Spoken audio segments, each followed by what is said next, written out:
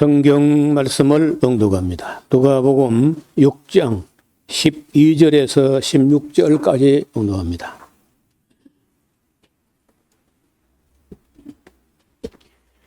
이때 예수께서 기도하시러 산으로 가사 밤이 맞도록 하나님께 기도하시고 밝음에 그 제자들을 부르사 그 중에서 12를 택하여 사도라 칭하셨으니 곧 베드로라고도 이름 주신 시몬과 및 그 형제 안드레와 및 야고보와 요한과 빌립과 바돌로메와 마테와 도마와 및 알페오의 아들 야고보와 및 셀롯이라 하는 시몬과 및 야고보의 아들 유다와 및 예수를 파는 자가 될 가롯 유다니라.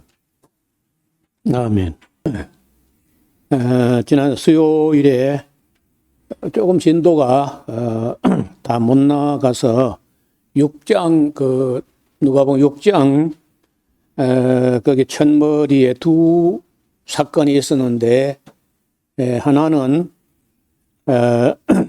우리가 마가복음을 봐서 알고 있는 내용인데 제자들이 밀밭 사이로 지나가다가 밀이삭을 잘라서 손으로 비벼 가지고 그걸 입에 털어넣은 모양인데 모르겠어요. 누가 했는지 모르지만 아마 또 베드로가 알겠는가.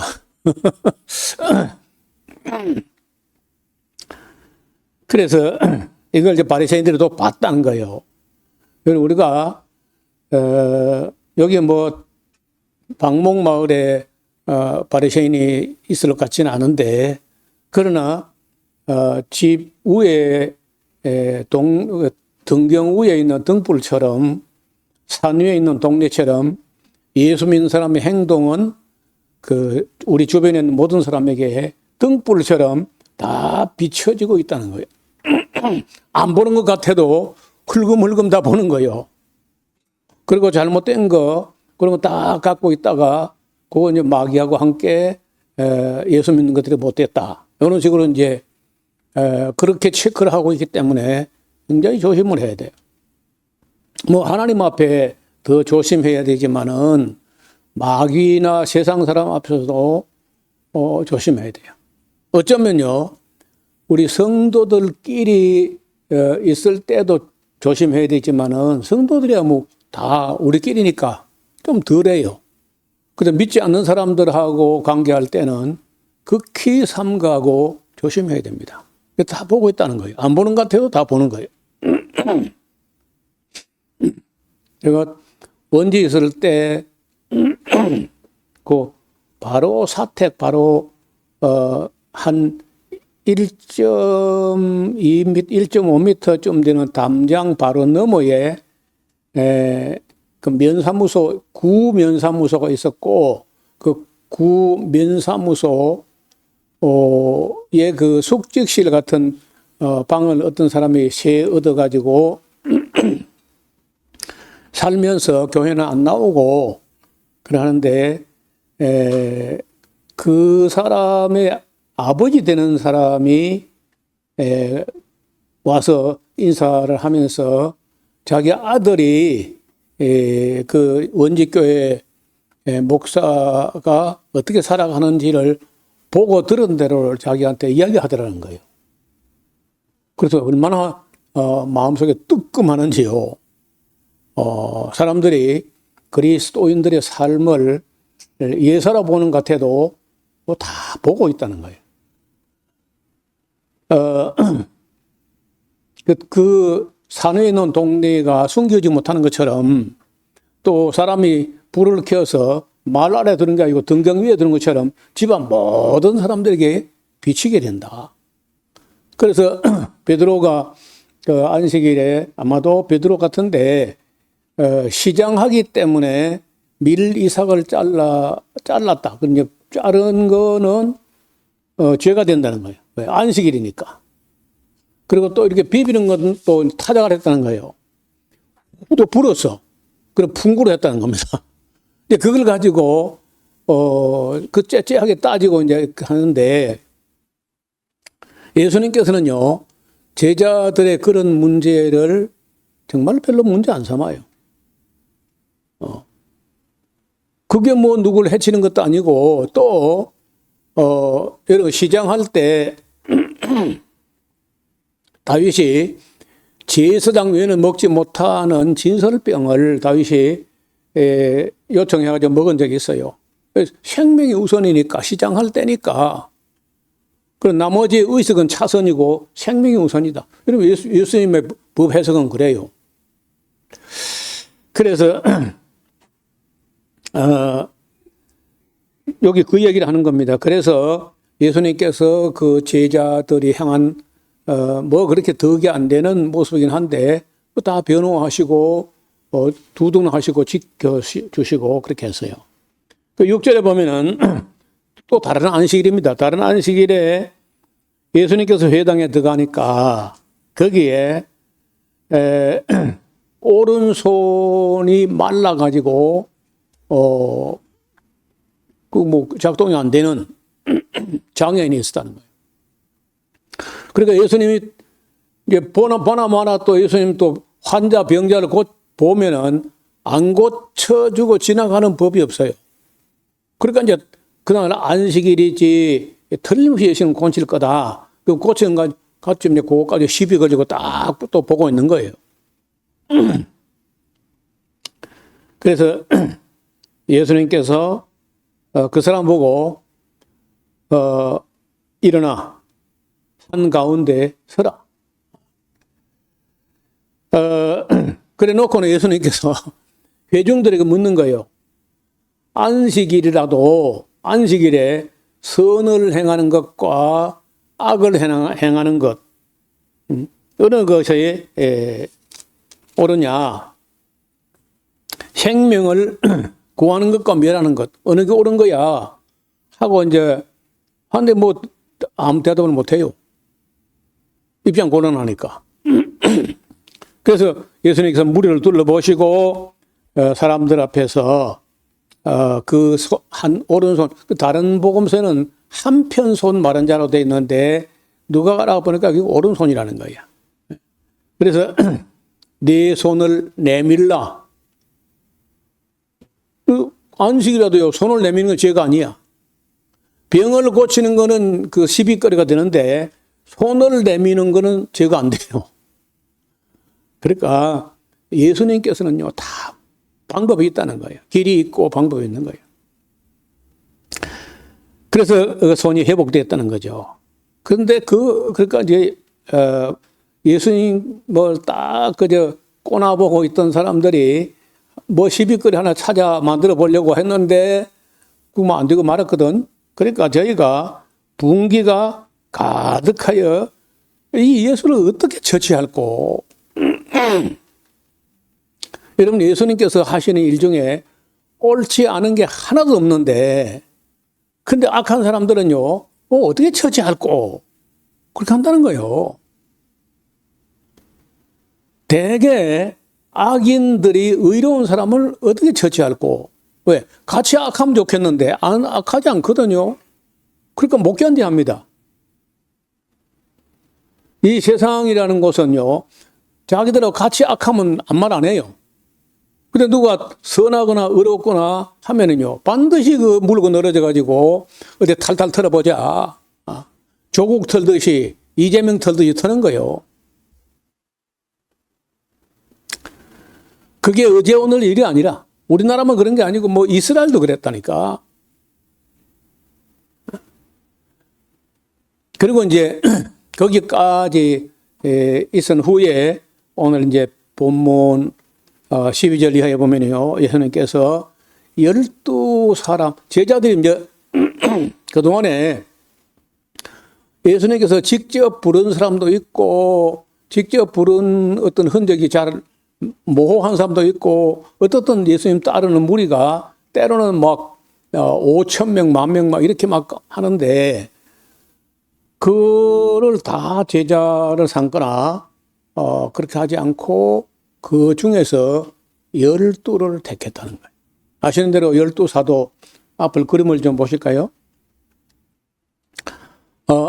12사도를 택했는데 여기 아포스톨로이 아포스톨로스가 사도고 사도들 하면은요 복수가 돼가지고 아포스톨로이 이렇게 하는데 12사람을 택한 거예요. 그러면 여기 시에 보니까 12사람이 아니죠. 네? 가늠자 어디 간 것 같아요. 그렇죠? 어디 갔겠어요? 하여튼 12사람을 예수님께서 택하실 때 밤이 맞도록 기도하셨다는 거예요. 제자를 택하는데 밤이 맞도록 기도하시고 그리고 12를 택했다. 왜 예수님께서 그 전지전능하신 분이 12제자가 많지도 않은 걸 놓고 그리고 고민하시고 기도하시고 했을까? 뭐 우리가 예사로 보면 예사로 넘어갈 수 있지만은 생각해 보면은 예수님의 고민이 이만저만이 아니었을 것 같다. 왜? 여러분 이 12제자가 영광 땅에서 뭐 잘되고 복주고 성공하고 이런 건 하나도 없고 결국은 다 순교할 사람들 아닙니까? 요한 사도는 살아있는 순교자라고까지 할 정도로 고난이 많았어. 펄펄 끓는 기름가마에 들어가기도 하고 뭐 그랬으니까. 그러니까 이 잘되고 복받고 성공하고 이런 사람들 택하는 것 같으면 고민할 게 없죠. 근데 이거 적어도 여기 12제자, 12사도만큼은 모조리 다 순교할 사람들이니 그걸 택한다고 할 때 예수님 고민이 깊어질 수밖에.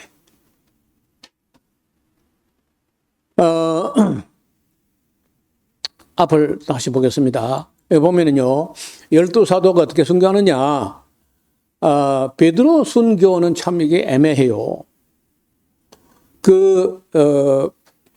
헬리크 생키비치라는 사람이 쓴 소설 쿠오바디스 도미니라고 하는 그 책이 소설이 있는데 거기에 베드로가 로마에서 거꾸로 십자가에 못 박혔다 이제 그 소설에 나오는 겁니다. 역사책에는 아직까지는 그런 기록이 없어요. 그래도 지금 현재 뭐 아무도 베드로가 로마에서 순교했다 그걸 뭐 문제 삼는 사람 없어요. 몇몇 사람은 역사적인 어떤 기록물 속에는 베드로가 로마에 발을 뗐다는 기록은 아직 없다. 그리고 얼마 전에 제가 나 혼자 간 게 아니고 한 30명과 함께 이란 남부 시라지를 갔는데 거기 보면요 시몬 순교 기념교회가 있는 거예요.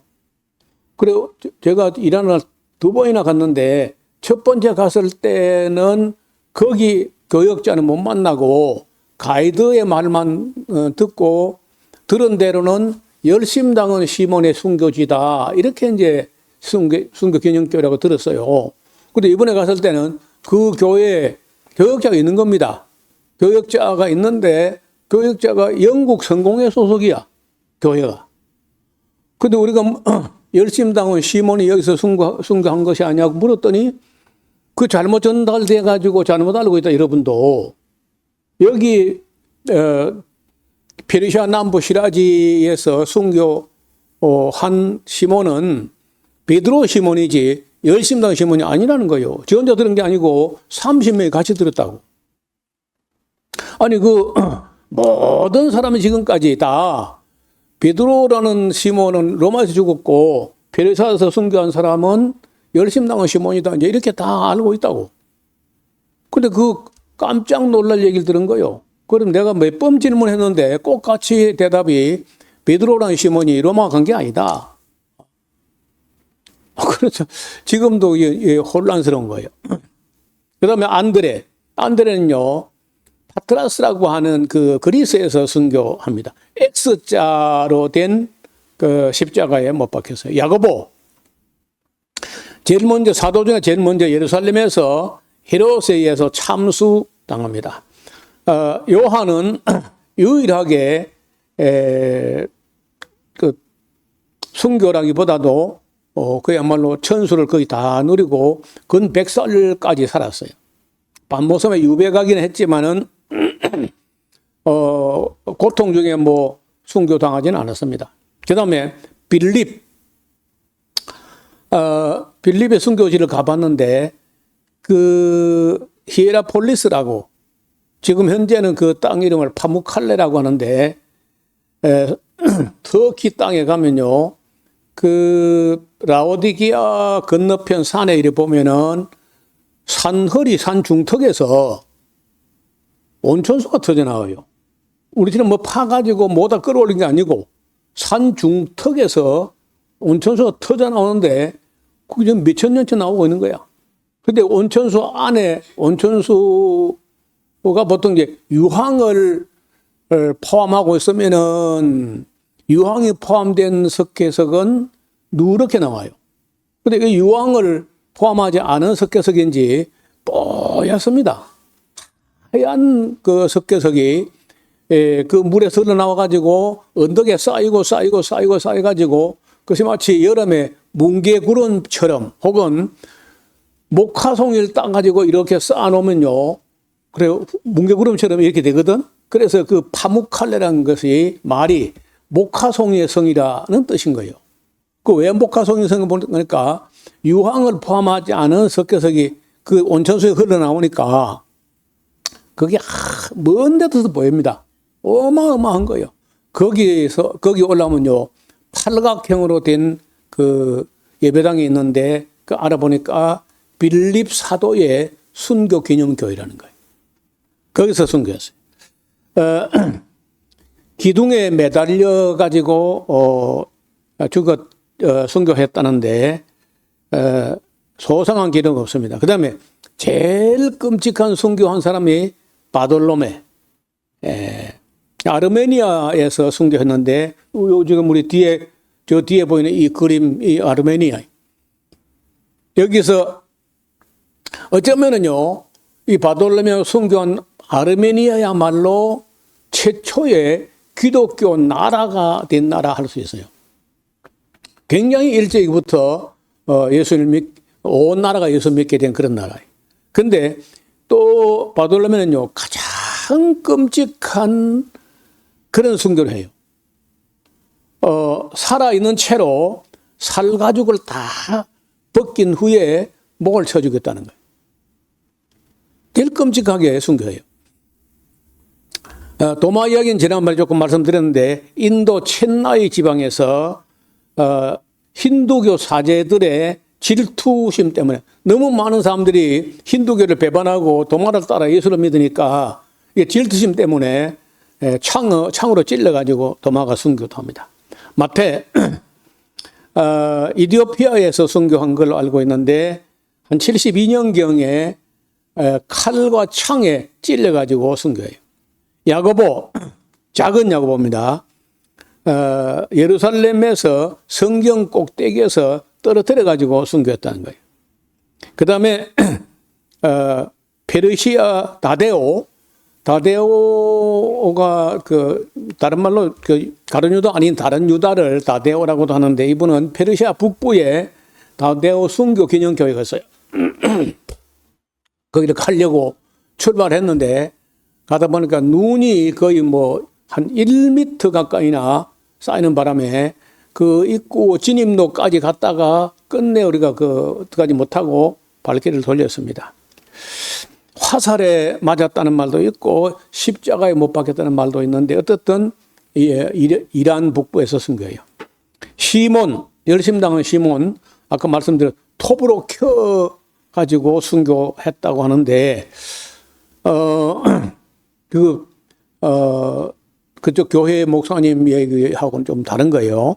그 다음에 이제 가룟 유다 대신에 뽑힌 마띠아, 조지아 혹은 그루지아라고도 하는데 지금 코카사스 살록에 있는 나라에서 돌에 맞은 후에 도끼로 참수형을 당해가지고 순교합니다.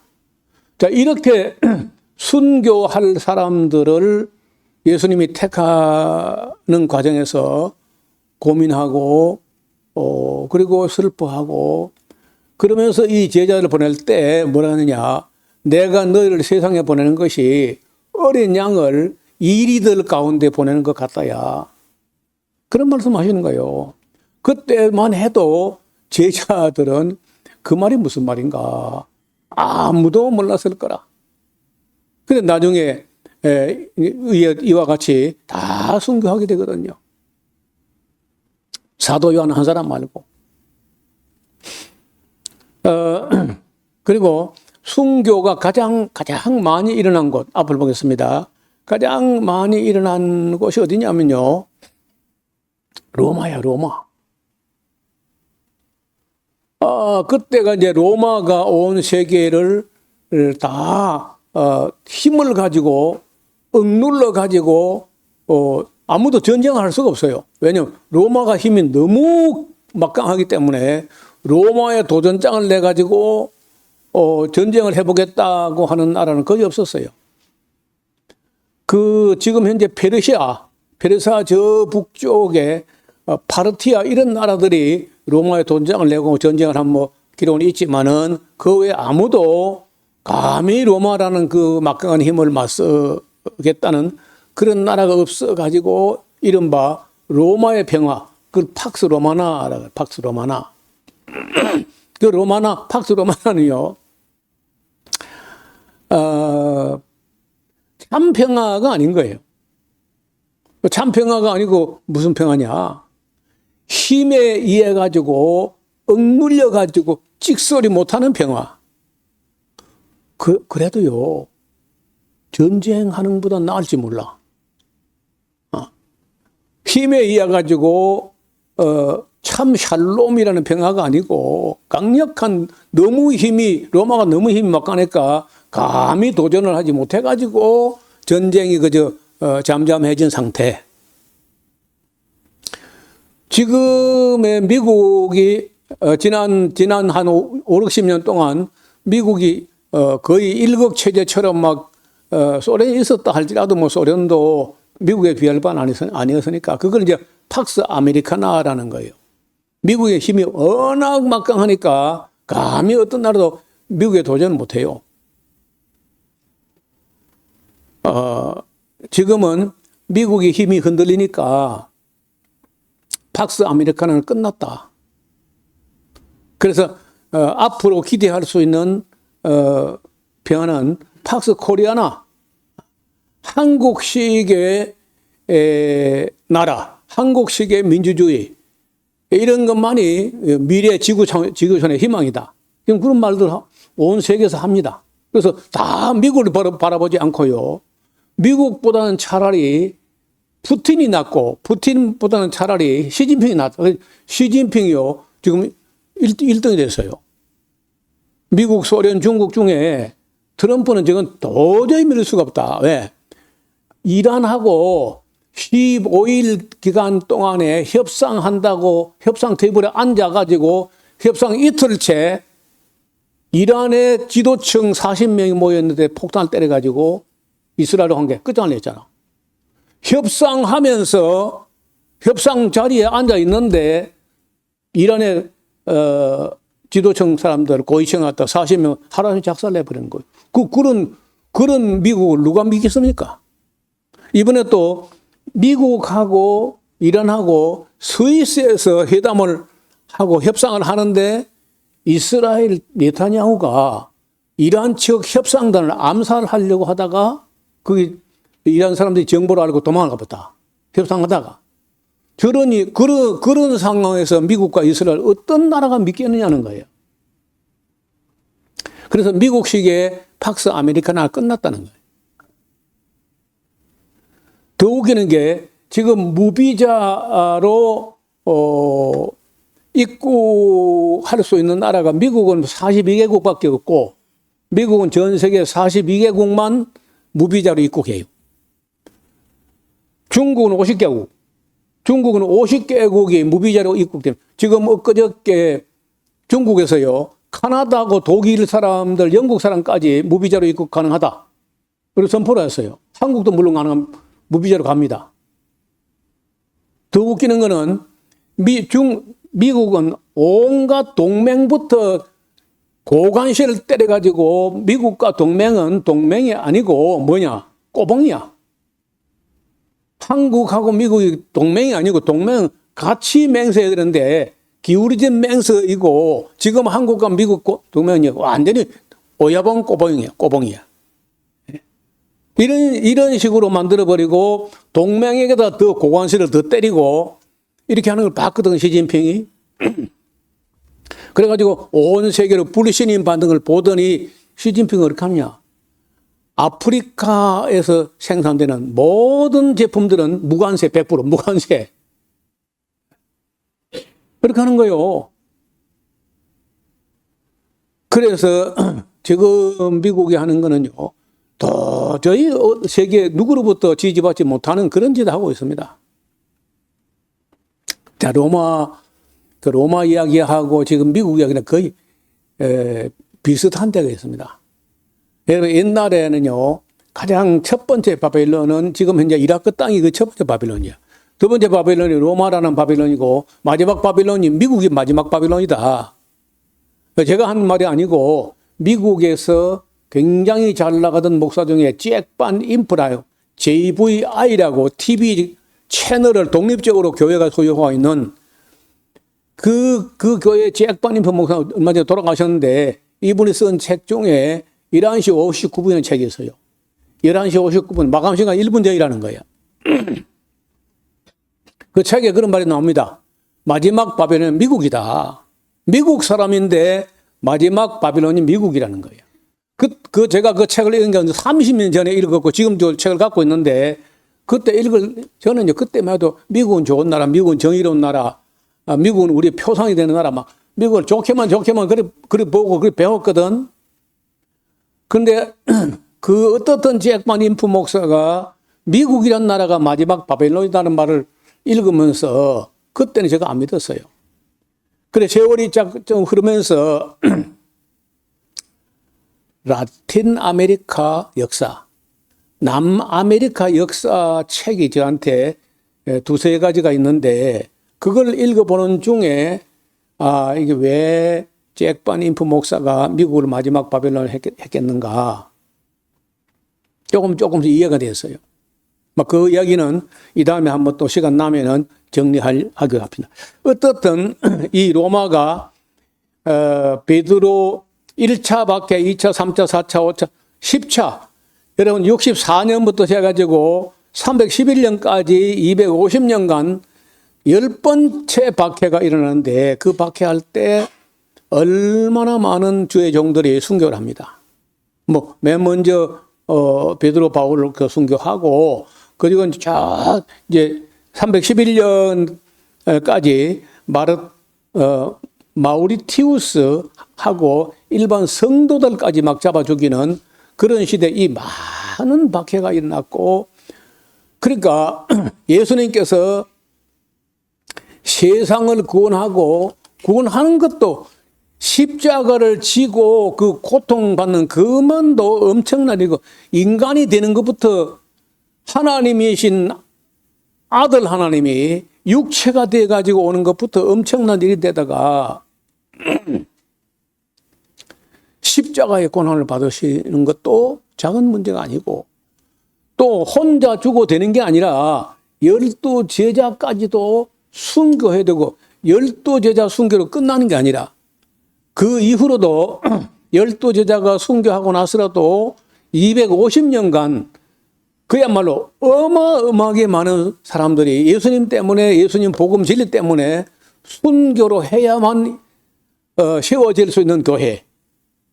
여러분 우리가 믿는 이 진리가 예수님 피는 말할 것도 없고 그 위에 베드로 바울로 해가지고 수많은 순교자들의 피로 세운 교회입니다. 지금 우리가 마치 그 폭풍 전야처럼 얼마 후에 마구 들이닥칠 대환란이 이제 오기 직전에 폭풍 전야의 정적과 같이 지금 박해 없이 잠깐 반짝하고 너무 조용한 거예요. 근데 이 상당히 불안한 침묵이라.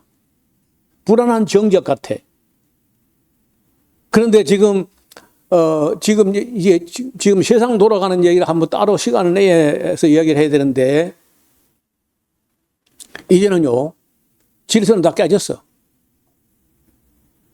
여러분, 푸틴이 우크라이나 침공할 때, 한 주간 안에 끝난다. 4년이 지나갔어요. 2차 대전 기간보다 더 길어진 거야. 지금 우크라이나, 아니, 그 비대칭도 어느 정도가 비대칭, 이게 러시아하고 우크라이나는 그 비대칭 말도 안 되는 건데, 지금 밀리고 있어요. 러시아가. 왜 밀리느냐? 우크라이나 사람들은 경찰관 하다가 아니면 대학 교수 하다가 때려치우고 자원의 군대로 가요. 자원해가지고. 반면에 러시아는요, 어마어마한 돈을 집어줄 테니까 군대 가라. 이래가지고 오는 거라. 그 군인 정신 자체가 숫자적으로 말도 안 되게 비대칭인데, 우크라이나 군인하고 러시아 군인 질이 차요. 게다가 죽기 살기로 싸워야 되기 때문에 지금 현재요, 1년에 우크라이나에서 드론을 얼마나 만드느냐? 1년에 400만 대를 만들어. 드론을 1년에 400만 대. 이 말은요, 드론은 나갔다 하면 살아 돌아온 드론은 없습니다. 그 자폭 드론인데, 가면 다 죽는 드론인데, 하루에 1만 대를 띄워놓은 거야. 하루에 1년에 400만 대를 만드니까 매일 1만 대의 드론이 떠가지고 러시아 군대가 오는데도 딱 줄 서가지고 지켜보고 있다가, 그러니까 지금 현재 러시아 군인으로 전선에 서 있으면 당신은 20분 안에 죽을 가능성이 크다. 어떤 영상인데요. 참호 안에 들어놓아가지고 위에서 우크라이나 드론이 내려다보고 있으니까 밑에 그 참호 안에 있는 러시아 병사가요. 이렇게 하고 제발 폭탄 던지지 마라. 이렇게 하니까요. 폭탄 대신에 다른 뭉태기를 떨어뜨렸는데 거기서 네가 있는 데서 어느 가면은 우크라이나 군대를 좌수하는 길이 있다. 그걸 안내해가지고 구원받게 되는 그 영상이 나와 있습니다. 그러니까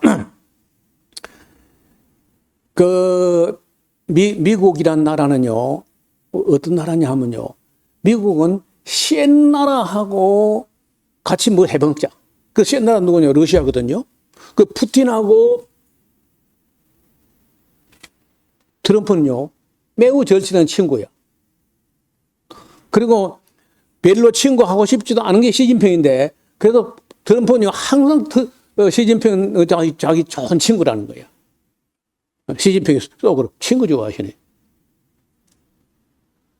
그러니까 트럼프는 약한 사람 그냥 짓밟아 버립니다. 센 놈은 같이 붙어 먹고 하는 거예요. 그 나토가 뭐냐?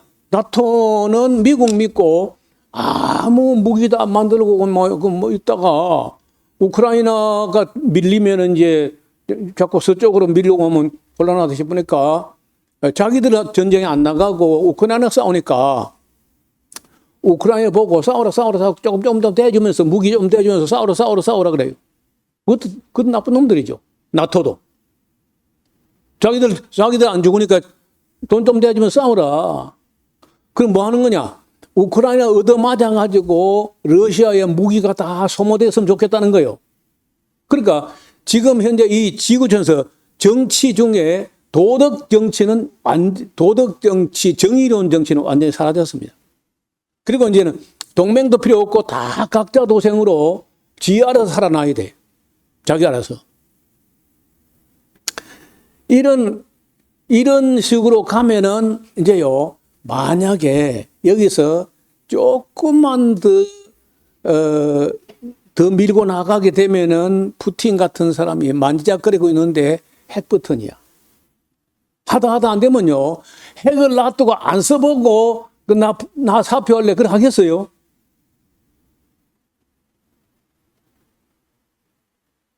반드시 씁니다.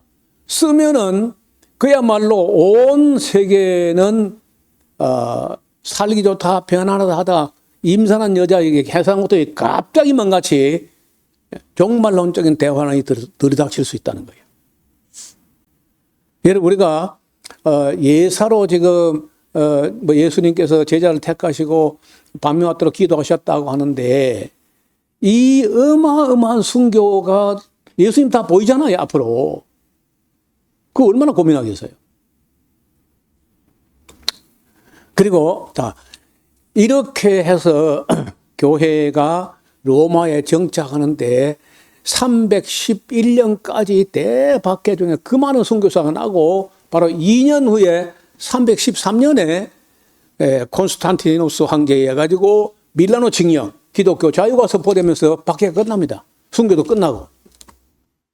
그럼 교회가 이제 313년에 그때는요, 기독교만 잡아 죽이려고 하다가 기독교도 그저 인정받는 공식적인 종교로, 다른 종교를 없애는 게 아닙니다. 다른 종교도 인정하고 기독교도 인정하고 함께 공존할 수 있는 종교로 인정이 된 거예요. 그리고 다시 이제 다른 종교를 부정하고 기독교만 국교로 삼은 게 395년이에요. 그럼 그까지가 근 400년 정도, 350년 정도 걸려가지고 간대. 그러면요, 그럼 이제 마귀는 뭘 하냐? 마귀가 하는 거는요, 절대 기독교가 들어오지 못하게 정치적 걸려가지고 박해하고 핍박하고 죽이고 이렇게 하다가 그래도요, 들어오거든요. 그 어떻게 들어오냐? 순교 아니고는요, 기독교 이기는 길이 없어요. 그냥 말로 뭐 기적을 일으키는 그거 안 돼. 나는 처음 믿을 때 위대한 순교자라는 책이 뜯게 된 게 있어요.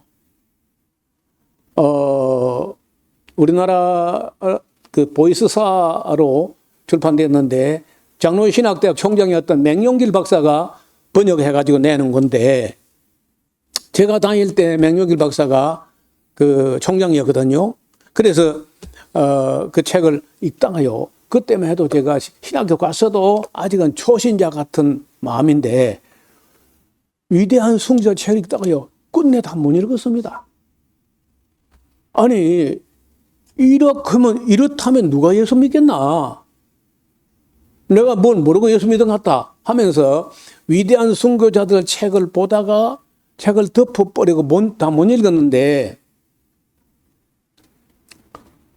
이사로 몇 번 왔다 갔다 하다 보니까 책이 어디 있긴 있을 텐데, 지금 찾고 있는 중이에요. 지금은 시중에는 구하지 못하니까요. 그렇게 무시무시한 박해 가운데서 기독교, 그럼에도 그 순교하면은요, 사람들이 안 믿을 수가 없는 게 그냥 말로 하는 게 아니고 진짜 죽어도 또 죽어도 또 죽어도 계속 죽으면서도 기독교가 진리라 하네. 그러니까 이런 말이에요. 이게 순교,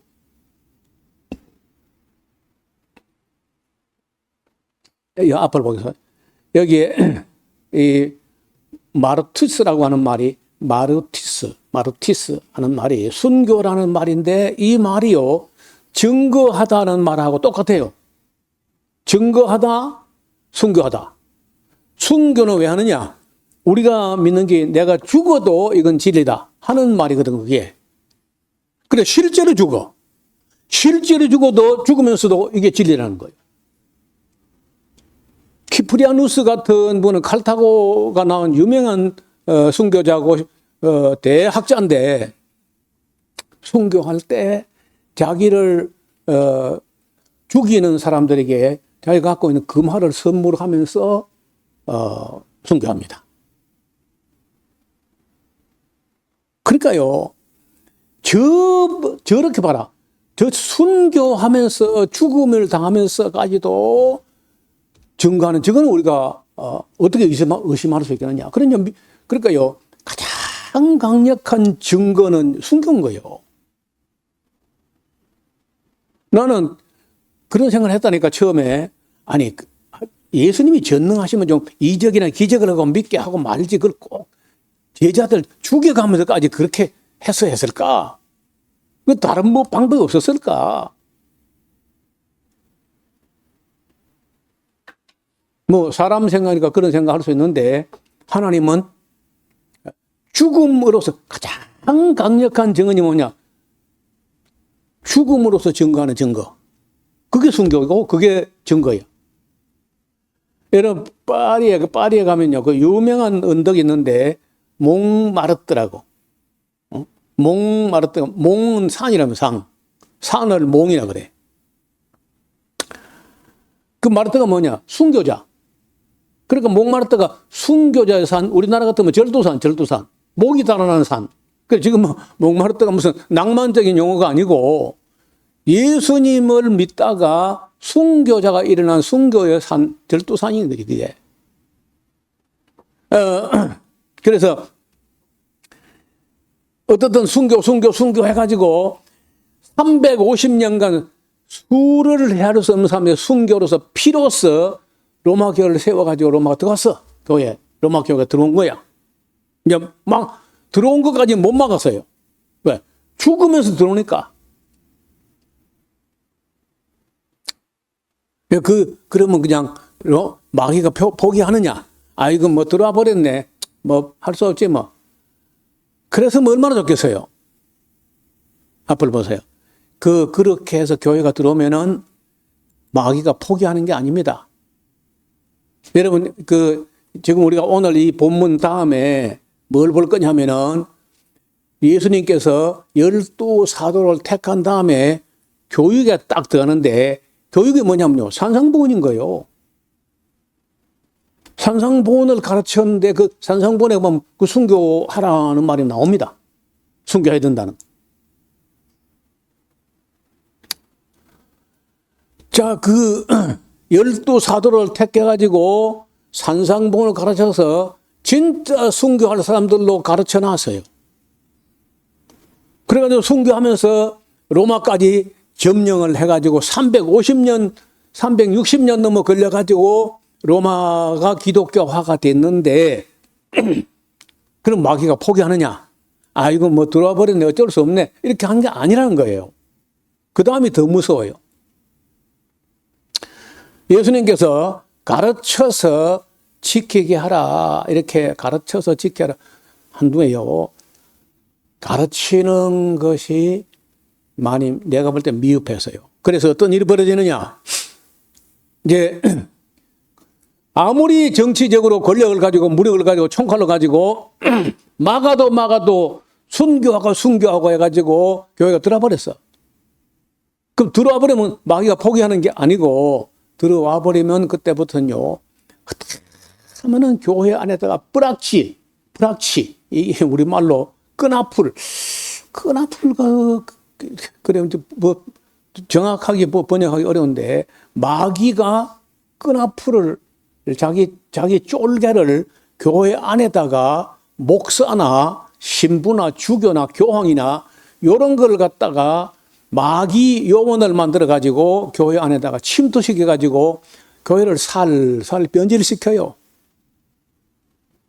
얼마나 교회를 변질시켰냐.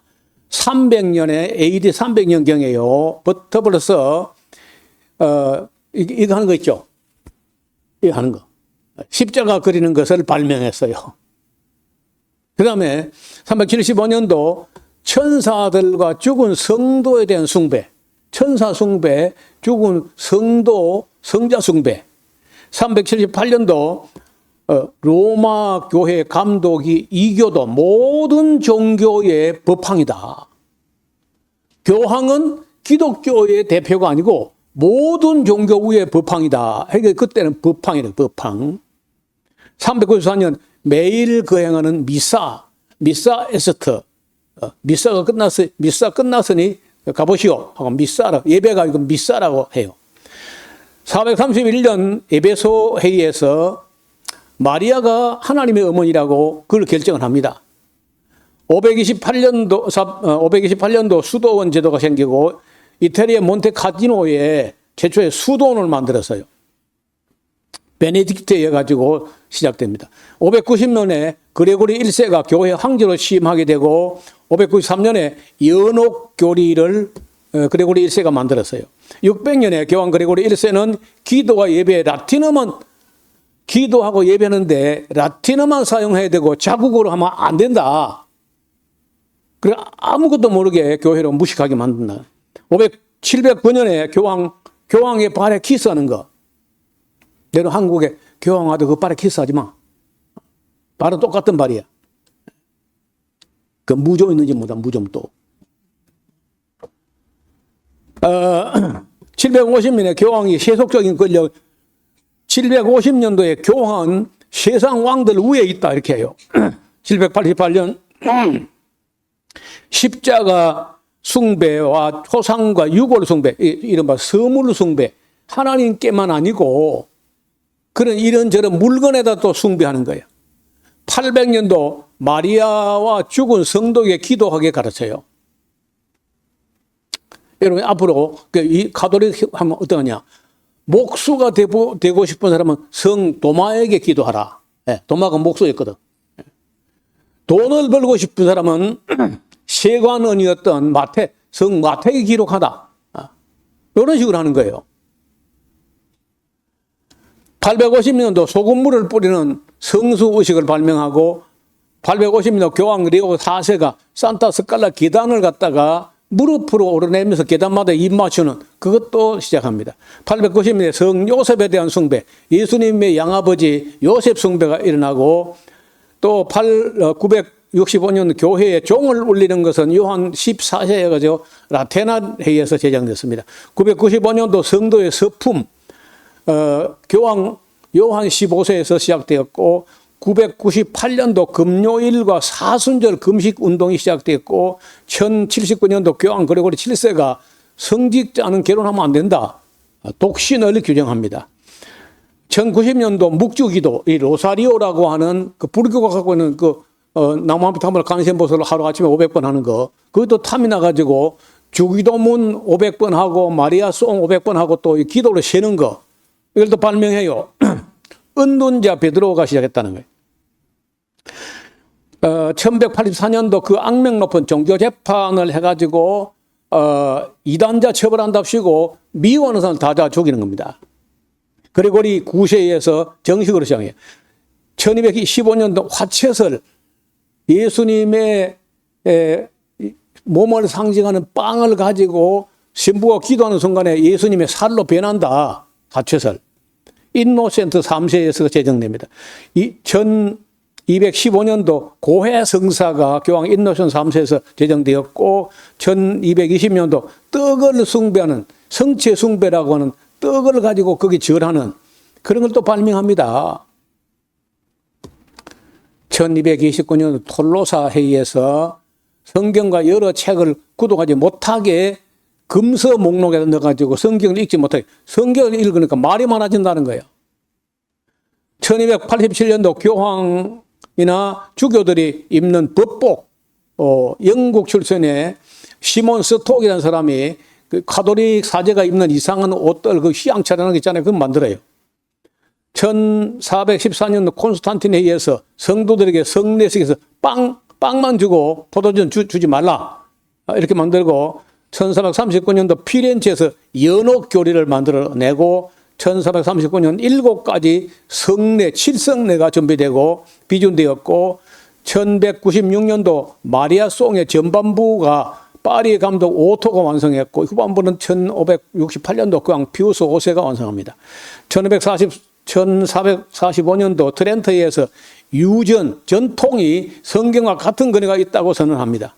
1456년도 1546년도 종교개혁이 이룬 거예요. 트렌트에서 외경을 성경에 포함시키는 오류를 범하게 되고 1854년도 교황 피우스 9세가 마리아 무원죄 잉태서를 발명해요. 마리아는 원죄 없이 잉태됐다.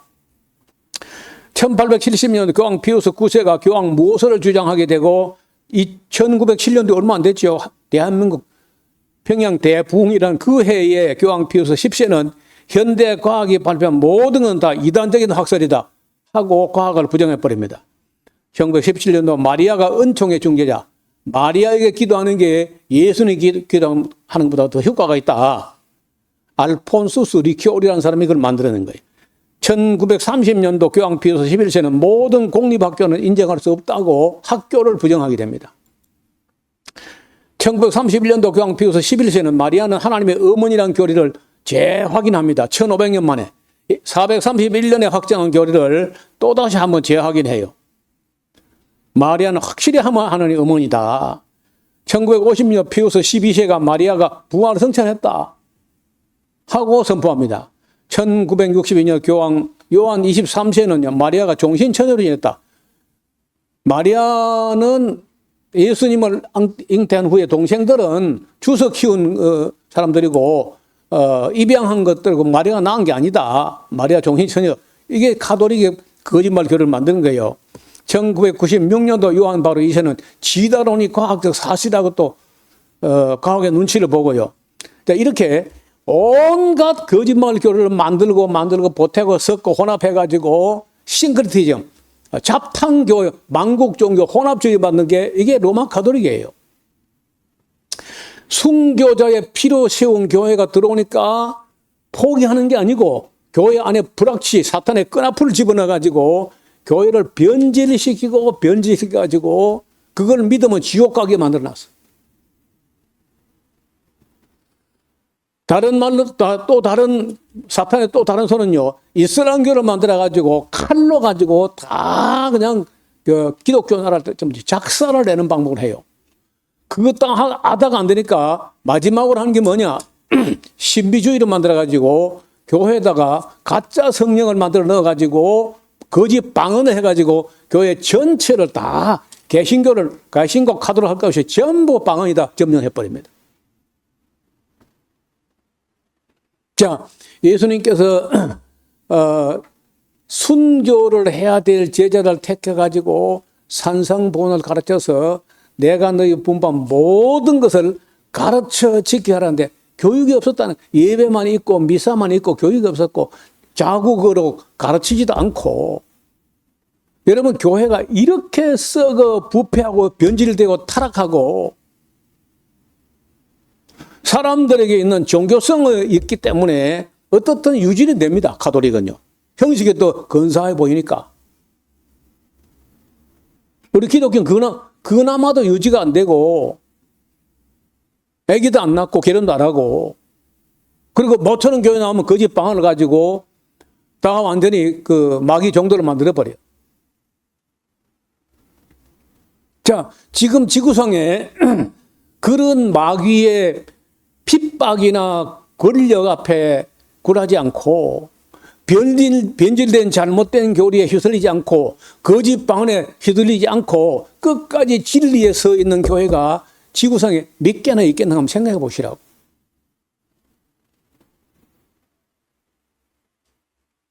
몇 개나.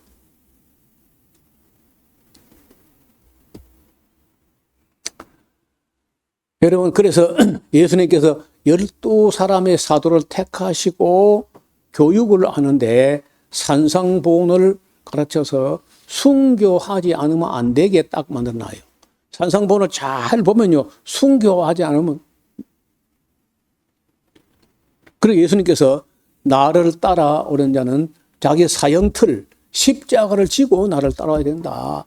자기를 부인하고 자기 사형틀을 가지고 따라와야 된다. 살고자 하면 죽을 것이고 죽고자 하면 살 것이다. 온 천을 얻고도 자기 목숨을 잃으면 무슨 유익이 있겠는가. 여러분, 산상보훈을 잘 보면요, 순교 안 하면 희망이 없는 걸로 가르치고 있다고.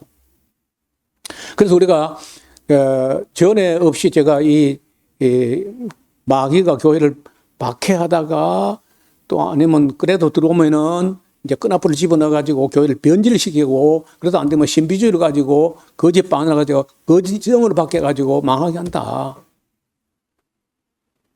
이 이야기가 그렇게 간단하지 않다는 거예요.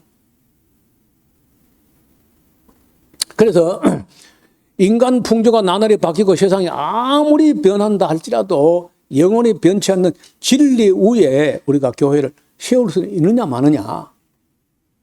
그래서 그 남아 있으면은 상을 받을 것이고 그 모든 시험과 유혹과 핍박에 넘어지면은요 그 공력은 없어지는 거예요.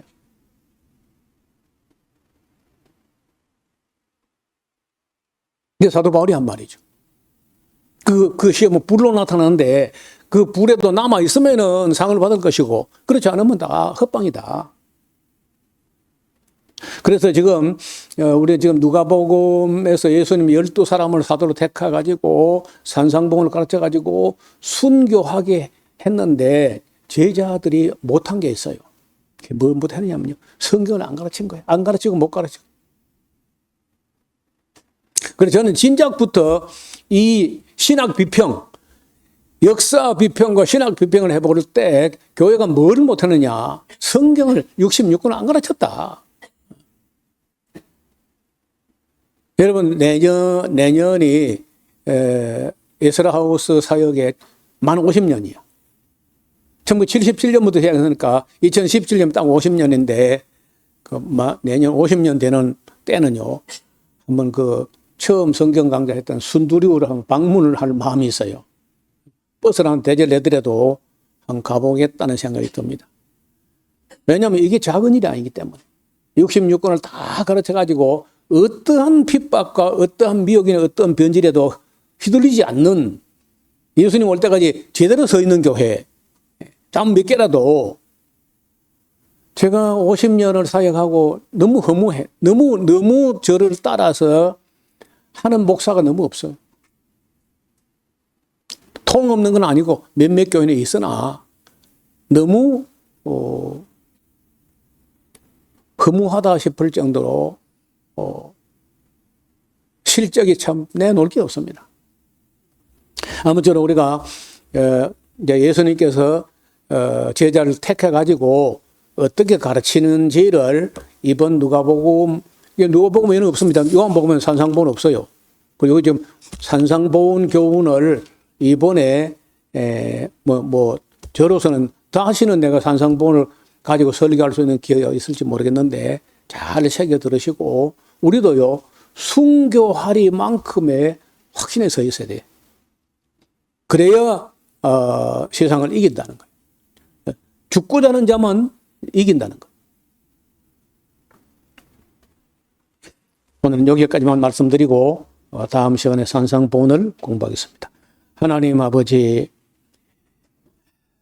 예수님께서 많고 많은 사람 중에 12명을 택하셨는데 밤이 맞도록 기도하시고 고민하시고 선택하셨는데 이는 주님을 위해서 순교해야 될 사람들이기 때문에 그렇게 고민이 깊어졌던 것 같습니다.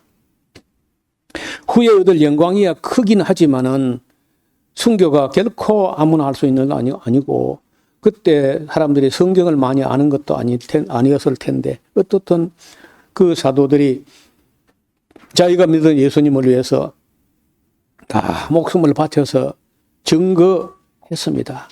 그 증거 위에 우리가 교회를 세웠다면은 우리는 정말 제자를 삼아서 66권 전체를 주님 뜻을 쫓아 가르쳐 지키가는 이 일을 잘 감당하게 하옵소서. 그래서 주님 오실 때까지 넘어지거나 흔들리거나 변질되지 않는 그런 교회가 되게 하여 주옵소서. 예수님 이름으로 기도하옵나이다. 아멘.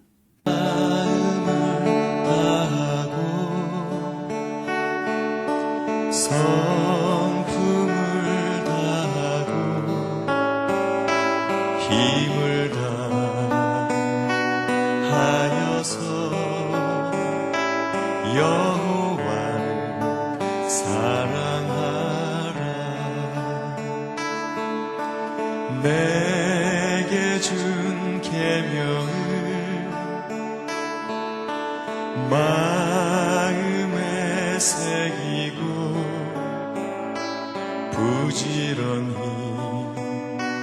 부지런히 이웃에게 전하여라. 그러면 내가 짓지 않은 큰 집을 주리라. 내가 심지 않은 과실을 먹게 하리라.